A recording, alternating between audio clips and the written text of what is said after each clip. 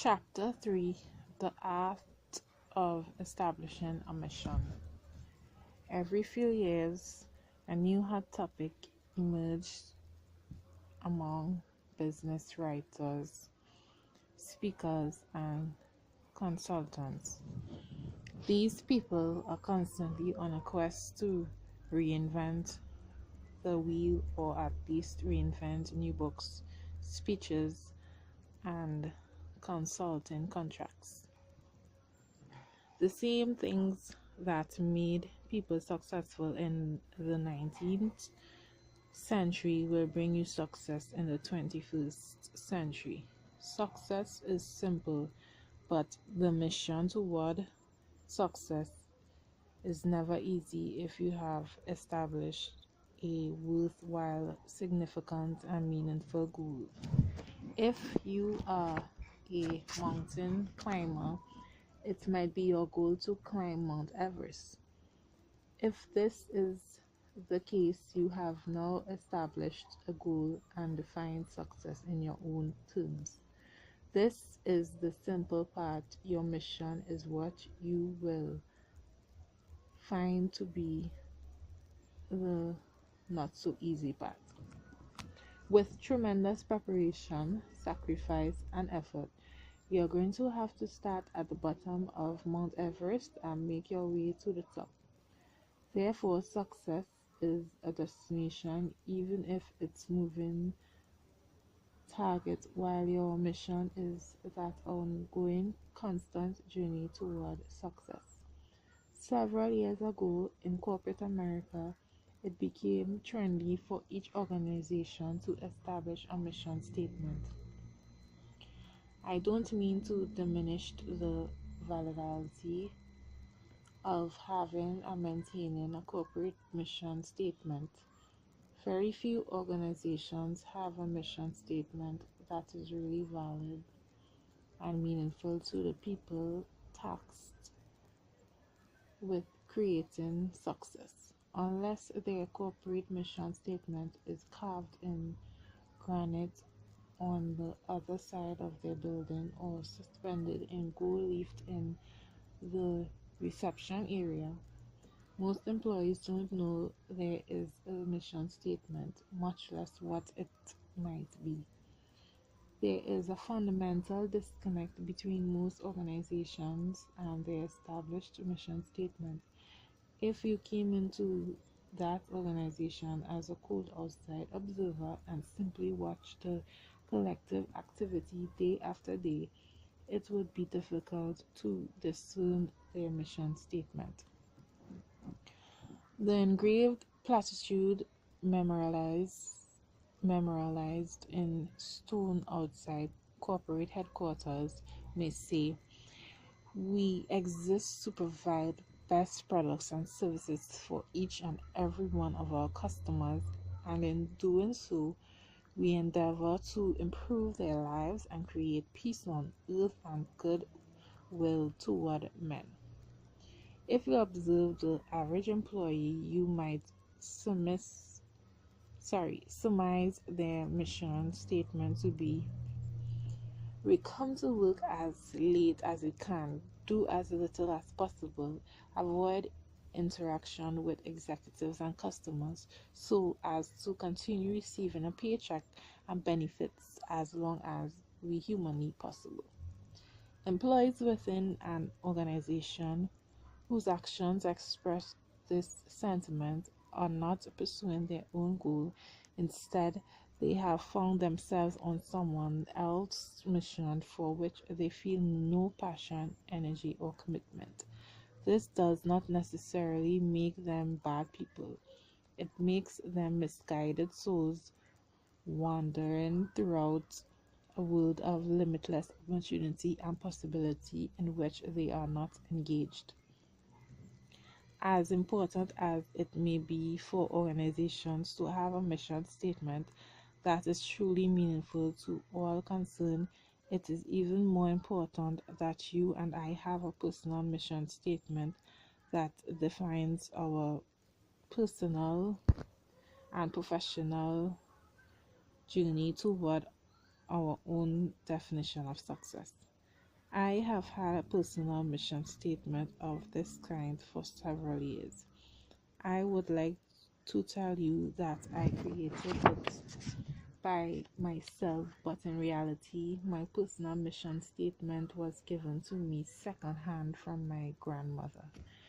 My grandmother played a vital role at several critical points in my life. When I was very young, I had a sister who was a couple of years older than me. She became very ill with what was later diagnosed as a form of leukemia. If you have seen the Ultimate Gift movie based on my novel of the same title, you will remember the young girl suffering from leukemia who was played by Abigail Breslin. Many elements of that character was based upon my sister. Due to her illness and my parents' subsequent travels taking her from hospital to hospital and specialist to specialist across the country, I spent a lot of time with my grandparents as a very young child. Some of my earliest memories are of my grandparents and learning valuable lessons from people who had gone through a depression, a world war, and the building of what we know as the modern world. Tom Brokaw labeled these individuals collectively as the greatest generation. While I agree with Mr. Brokaw's assessment, I don't believe that generation was created with any more greatness than we had been created with. They simply were confronted with circumstances that required great people. Several years later, as a teenager, I was diagnosed with a very serious eye disease that would eventually rob me of my sight. In that time of adjustment, from being fully signed to partially sighted and then moving into blindness, I remember my grandmother being a tremendous support and encouragement. Through her words and deeds, she taught me the difference between sight and vision. I learned that sight is the ability to see the world around you by capturing images through your eyes into your mind. Vision is the ability to capture the world around you in your mind as it should be and make it a reality. Both sight and vision are valuable commodities, but as a person who lived with and without both given the choice, I would prefer vision to sight. In my 20s, I spent some time as a Wall Street investor broker and then, as a totally blind person, launched a company called the Narrative Television Network, which makes movies, television, and educational programming accessible to 13 million blind and visually impaired Americans and many millions more around the world. Through the process of building a successful company and being recognized at the White House as the Entrepreneur of the Year, and then recognized by the U.S. Chamber of Commerce as the Business Person of the Year, I began receiving invitations to speak at corporate and arena events across the country. Somehow, as happens to all of us, years passed without my noticing, and my grandparents became quite elderly and was approaching the end of her life. Arrangements were made so she could spend most of her last months, weeks, and days in her own home, surrounded by the things and the people she loved and that made her most comfortable. I made quite a few trips during this period to the aforementioned Springfield on what turned out to be my last visit. I arrived when she was already asleep for the night. The nurse was sitting outside of her room and greeted me. I told her I wished I could have arrived earlier in the day, but a business commitment had delayed me. The nurse told me that my grandmother was aware of that and was very proud of the work I did. This really surprised me as I had never known that my grandmother really understood what I did for a living.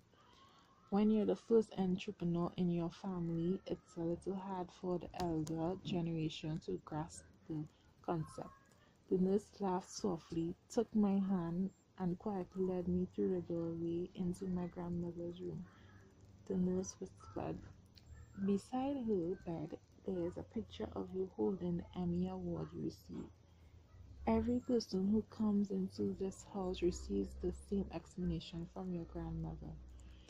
She points to the picture and tells them, 'This is my grandson. He said two things. He helps blind, he does two things. He helps blind people see television and he travels around the world telling people they can have good things in their life.'" As impactful as that was at that time, the true import of it is still dawning upon me many years later. I didn't realize it at the time, and I'm quite certain my grandmother never heard of a personal mission statement. But without realizing it, through a private duty night nurse, my grandmother had given me my sorry, personal mission statement.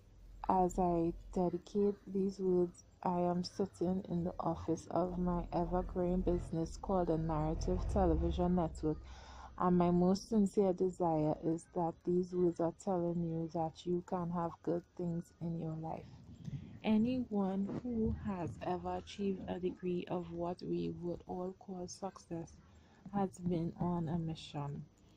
Their mission is clear, concise, and easily stated. John F. Kennedy gave us all a goal in the 60s that we would put a man on the moon and bring him back to Earth safely. That launched a mission for us all that culminated at the end of that same decade when Neil Armstrong stepped on the surface of the moon and returned to Earth safely. Had you asked Neil Armstrong during that time about his mission, I'm quite certain it would have been stated very clearly that he was indeed on his way to the moon. During the darkest days of World War II, when Winston Churchill uttered some of the most profound statements ever voiced by a human being, he did more to win the war than anyone else.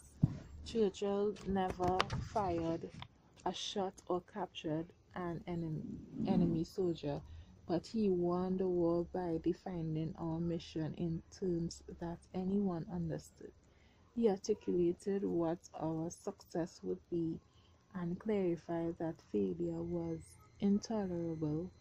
Before you master productivity through motivation, communication, and implementation, it is vital that you define success and clarify your mission.